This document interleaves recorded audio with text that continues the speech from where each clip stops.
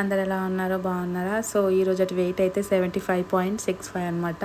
Last వీడియోలో చూపించాను కదా 74.65 ఉండే. ఒక 3 to 4 డేస్ సరిగ్గా చేయకపోయేసరికి మళ్ళీ 1 kg అయితే ఈజీగా వెయిట్ గెయిన్ అయితే అయిపోయినా అనమాట. నా బాడీ ఎట్లా అంటే ఎన్ని రోజులు నేను స్ట్రిక్ట్గా డైట్ చేసినా కూడా ఆ డైట్ని మెయింటైన్ చేయలేకపోతే ఈజీగా వెయిట్ గెయిన్ అయిపోతా అనమాట. ఒకప్పుడు ఎట్లా ఉండే నేనంటే ఎంత ఫుడ్ తీసుకున్నా కూడా కొంచెం అంటే కొంచెం కూడా లావు కాకపోతుండే అనమాట. కష్టపడి ఒక 1 వీక్ కొంచెం పెరిగినా కూడా ఒక్క పూట తినకపోయేసరికి ఆ కొంచెంతో పాటు ఇంకా కొంచెం కూడా తగ్గిపోయేదాని అనమాట.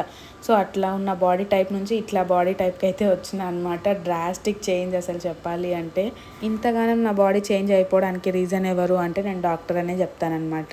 ఆమె ఏం మెడిసిన్స్ ఇచ్చిందో ఏమో తెలియదు కానీ నా బాడీని అయితే ఇంత డ్రాస్టిక్గా చేంజ్ చేసేసింది. నాకు అసలు ఎంత ఫుడ్ పైన క్రేవింగ్స్ ఉన్నా ఏమున్నా నా బాడీ టైప్ని నేను తెలుసుకొని కొంచెం కంట్రోల్ చేసుకుంటూ ఉంటానన్నమాట. సో ఒకప్పుడు ఇట్లా లేకుండే కదా, నేను మంచిగా ఉండే, నా మంచిగా ఉన్న బాడీని ఎందుకు ఇట్లా చేసింది అసలు, ఆమె పర్పస్ ఏంటి కూడా నాకు అసలు ఇప్పటికి కూడా అర్థం అవుతలేదు అనమాట. మేము వెళ్ళి అడిగినప్పుడు కూడా అసలు మెడిసిన్స్ వల్ల కాదు పీసీఓడి వల్ల తను వెయిట్ గెయిన్ అయిందంటే, ఆ మేడంని కన్సల్ట్ అవ్వకన్నా ముందు నుంచే నాకు పీసీఓడి ఉంది, మరి నేను అప్పుడే వెయిట్ గెయిన్ అవ్వాలి కదా, మెడిసిన్స్ యూస్ చేయడం స్టార్ట్ చేసిన తర్వాత ఎందుకు వెయిట్ గెయిన్ అయినా నాకు అర్థం కాలే అసలు.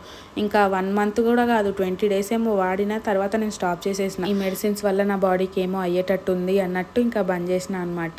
ఇంకా చాలా వెయిట్ గెయిన్ అయిపోయినా కదా, 20 kgs దాకా వెయిట్ గెయిన్ అయిపోయినా అనమాట. 20 kgsని ఎట్లా తగ్గించాలి తెలీదు, నాకు ఏం ఐడియా లేదు. అంతకుముందు వరకు నాకు ఎక్సర్సైజులు తెలియదు, వాకింగ్ తెలియదు, అసలు ఏం తెలియదు అనమాట. అన్నీ తెలుసుకోవడం స్టార్ట్ చేసిన.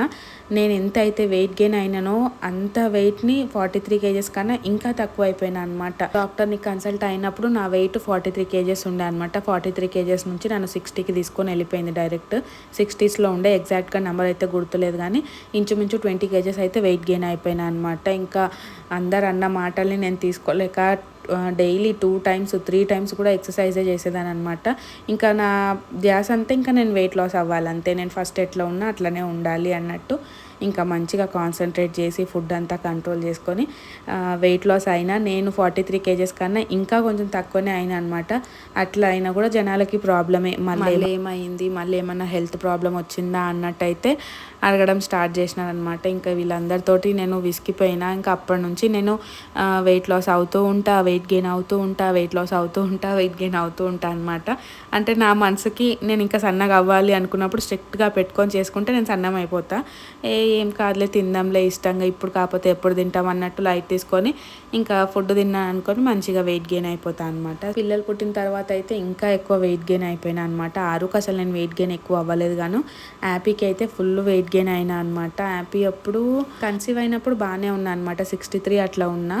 కన్సీవ్ అయిన 3 monthsకి అయితే ఫుల్ వెయిట్ లాస్ అయిపోయినా అనమాట. ఏం తినాలి అనిపించకపోవడము అట్లా 57 58 ఉండే అనమాట. కానీ డెలివరీ టైం వచ్చేసరికి నేను 82 kgs ఉన్నా. నిజంగా అసలు నాకే చేత నవ్వకపోయేదన్నమాట. అంత ఎక్కువ వెయిట్ గెయిన్ అయిపోయినా తెలియక ఇద్దరికి తినాలి అంటే ఎక్కువ తినేసేయడము.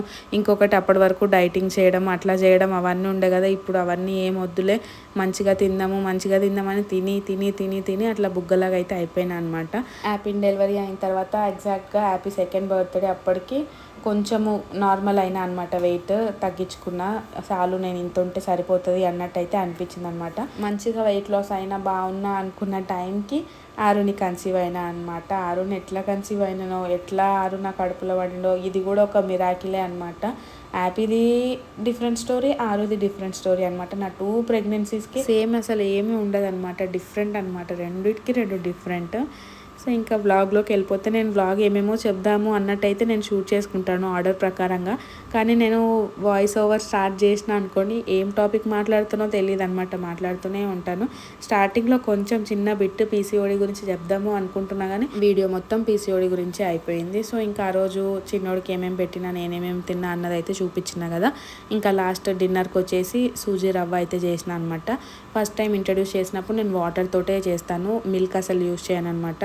1 ఇయర్ బిలో ఉన్న బేబీస్కి మిల్క్ అంత మంచిది కాదు అంటారు కాబట్టి నేనైతే యూస్ చేస్తలేను. కానీ చిన్నోడికి ఒక 11 మంత్స్ అట్లా వచ్చినాక యూస్ చేద్దాము అన్నట్టయితే అనుకుంటున్నాను అనమాట. యాపీకి అయితే 1 ఇయర్ దాటిన తర్వాతనే సాల్ట్ కానివ్వండి, మిల్క్ కానివ్వండి, షుగర్ అట్లాంటివి ఇంట్రడ్యూస్ చేసినా కానీ మన చిన్నోడికైతే ఇప్పుడు కొంచెము సాల్ట్ అవన్నీ స్లోగా ఇంట్రడ్యూస్ చేస్తున్నా. మరీ రెగ్యులర్గా మరీ వీక్లీ అట్లా ఏం కాదు, కానీ మంత్లీ వన్స్ ట్వైస్ అట్లా స్లోగా అయితే ఇంట్రడ్యూస్ చేస్తున్నాను అనమాట. ఇంకా 11 మంత్స్ కంప్లీట్ అవుతున్నాయి అంటే ఇంకా అన్నీ ఇంట్రడ్యూస్ చేస్తూ ఉంటాను. ఇక్కడ చూస్తున్నారు కదా, దీనికి సంబంధించిన షార్ట్ అయితే నేను అప్లోడ్ చేశాను. ఇన్ కేస్ మీకు ఎవరికైనా కావాలి అనుకుంటే చెక్ చేయండి, దాంట్లో అయితే క్లియర్గా ఉంటుంది. మళ్ళీ దీనికి సంబంధించిన డెడికేటెడ్ వీడియో కూడా నేను పోస్ట్ చేస్తాను అనమాట. ఒక సూజీ రవ్వని ఇట్లా ఒకలాగా చేస్తాను, ఇంకా వేరేలాగా చేస్తాను. ఇప్పుడు ప్రస్తుతానికి మళ్ళీ చిన్నోడికి ఒక 11 మంత్స్ 12 మంత్స్ వచ్చినాక ఇంకా వేరే వెరైటీస్ తోటి అయితే చేస్తానన్నమాట. అప్పుడు షేర్ చేస్తానులేండి. అసలు వీడియో షూట్ చేసుకోవడానికి నాకు టైం సరిపోతలేదు. షార్ట్కి గురించి కంటెంట్ క్రియేట్ చేసుకోవాలా, లాంగ్ వీడియోకి కంటెంట్ క్రియేట్ చేసుకోవాలా, దేనికి ఎట్లా షూట్ చేసుకోవాలి అన్నది నాకు కొంచెం బాగా హెక్టిక్ అయిపోతుంది అనమాట. సో అందుకని లాంగ్ వీడియోస్ పైన ఎక్కువ కాన్సన్ట్రేట్ చేయొద్దు అనుకుంటున్నాను. కానీ సరే ఇవి కూడా చేద్దాము, వెయిట్ లాస్ జర్నీ ఎవరికన్నా యూజ్ అవుతుంది, పీసీఓడి ఉన్న వాళ్ళకి యూజ్ అవుతుంది కదా అన్నట్టు మళ్ళీ ఇవి కూడా చేస్తూ ఉన్నాను అనమాట. ఇంకా ఫైనల్గా ఇక్కడ చూడండి, పొద్దున్న నుంచి అసలు బాసనలు ఏమి తోమను అనమాట. నన్ను అసలు చిన్నోడు తోమనియ్యడు. అక్కడ పాత ఇంటి దగ్గర ఎట్లుంటుండే అంటే వంటబండ పైనే ఇది పెట్టుకొని క్లీన్ చేసుకునేదాన్ని. ఇప్పుడు వంటబండ చిన్నగా ఉండడం వల్ల ఇట్లా చైర్లో అయితే పెట్టుకోవాలన్నమాట. చిన్నోడు ఇట్లా పెట్టుకుంటే మాత్రం మొత్తం గుంజి పడేస్తాడు. సో ఇంకా రిస్క్ తీసుకోను అనమాట. అందుకని మార్నింగ్ నుంచి నైట్ వరకు నేను అసలు బాసనలే తోమను. నైట్ మా హస్బెండ్ వచ్చిన తర్వాత ఆరుని తనకిచ్చి అప్పుడైతే క్లీన్ చేసుకుంటాను అనమాట. అట్లీస్ట్ 1.5 2 hours అయితే పడతాయి ఈ బాసనలకి.